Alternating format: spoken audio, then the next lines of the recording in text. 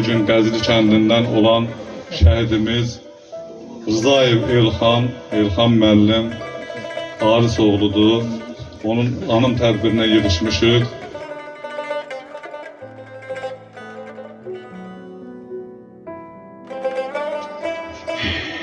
Elxan balamızın cənnətdəki 5-ci il dönümüdür. Münasibətinə yığışmışıq. Başda şəhid ailələri, anaları, atalar olmaqla hər kəsi, gələn qonaqları salamlayıram.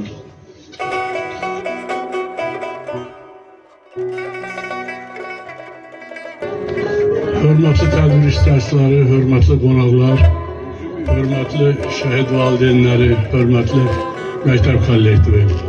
Hər birinizi salamlayıram, hər birinizə uzun ömür, sağlam can sağlığı arzu edirəm. Və bugünkü yığıncaq doğrudan da bir möhtəşəm yığıncaqdır.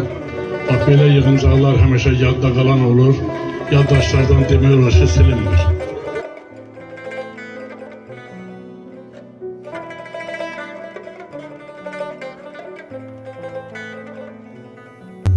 Allah'tan bir tane arzumdur ki, bugünkü gündə mən baxıram, hər şəhid tədbirlərində doluram, hamısına gedirəm, bizdə də görürəm. Bugünkü gündə şəhidlərimizə olan hörmət göz qabağındadır. Allah hər birinizdən razı olsun. İllahda şəhid analar, şəhid ataları, xalqını, dövlətini, şəhidini sevən hər bir şəxs burada.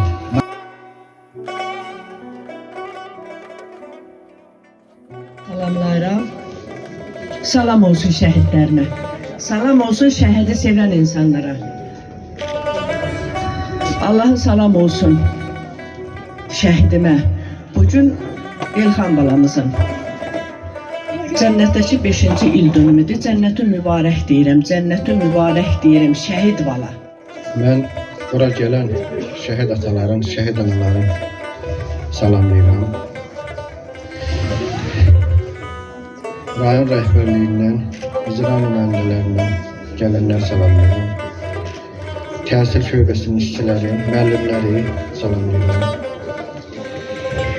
Bütün bura gələn kənd cəmaatını, elimi, obamı salamlayıram. Önlərimə də hər kəs salamlayıram.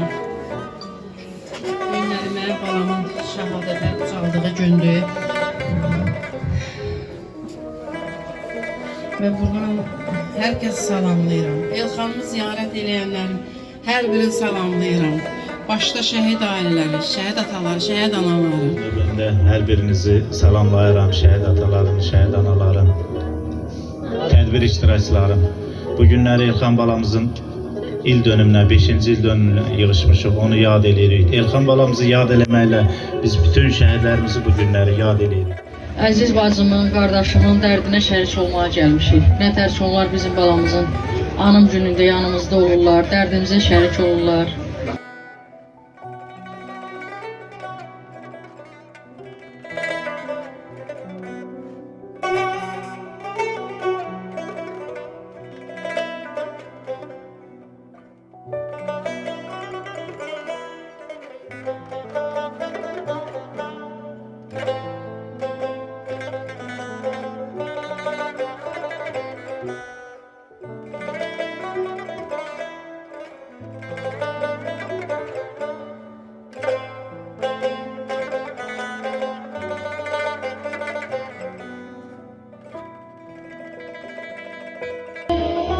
Misralar bu gece şehidi seçip milletim bu derde kimse dözer mi?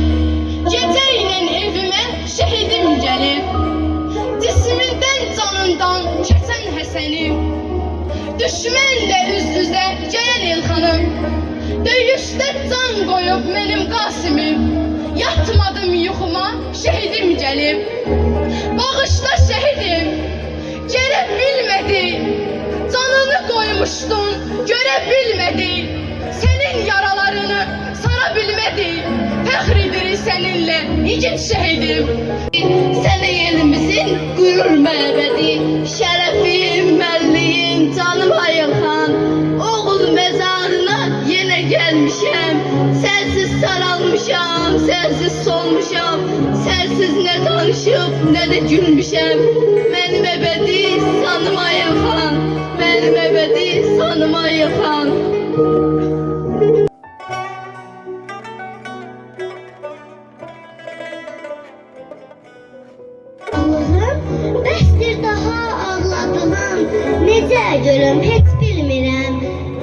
şehit olan yerde. Sağa baktım nenem ağlar, sola baktım babam ağlar, yanımdaki anam ağlar, gözyaşıyla büyüdüm ben.